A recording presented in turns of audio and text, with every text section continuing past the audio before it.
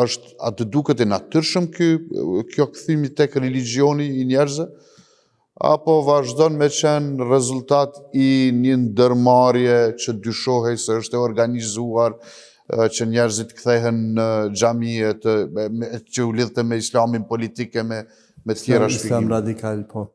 Që kanë qujtë islam radikal atje. Unë mendoj përfundimisht se këtu bëhet fjalë për një rikthim natyral të njeriut, ka rrënjët e tij, ka vetja. Në këto çështje, njeriu nuk e pret liderin politik me i tregu se çka me bë.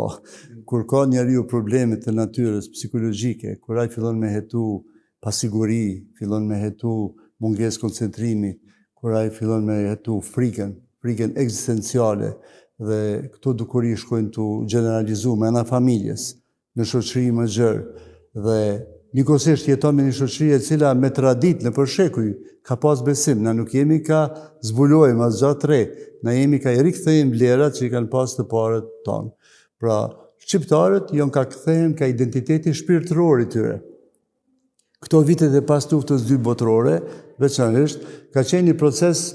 i një kashëm i kthimit ka vlerat materialiste, ka qenja materiale e njeriut. Nësa qenja shpirtërore në njeriut, që gjithmonë ka ekzistu në njeriut, është anashkalu,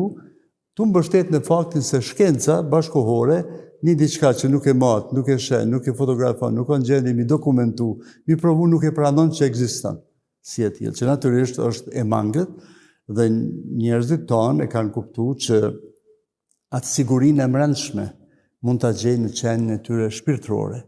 Dhe qenja shpirtërore e tyre është reflektimi i besimit të tyre në Zot, sepse shpirti vjen prej Zotit. Shpirti nuk është material, është koncept metafizik, pra është një gjendje energjetike të cilën shkenca nuk e njeh, nuk e pranon, dhe njerëzit janë kthy ka vetja, janë kthy ka normaliteti, dhe në këtë unitet të mendjes, trupit dhe shpirtit, që përndryshe promovohet në krejt botën